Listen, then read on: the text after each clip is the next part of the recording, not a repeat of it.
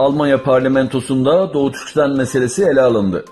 Dünya Uygur Kurultayı Avrupa Vekili Askercan, 18 Haziran Pazartesi günü Avrupa Parlamentosu'nda toplantıya katıldı. Askercan, Doğu Türkistan'da yaşanan durumu ve Çin'in Sözde Eğitim Merkezi adı verdiği hapishaneleri anlattı.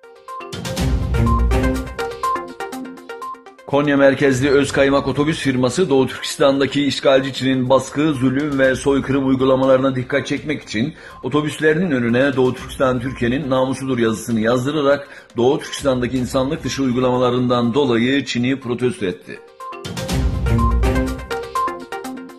İsmaila Camiası'nın önde gelen isimlerinden Abdülmetin Balkanlıoğlu geçirdiği kalp krizi sonucu hayatını kaybetti.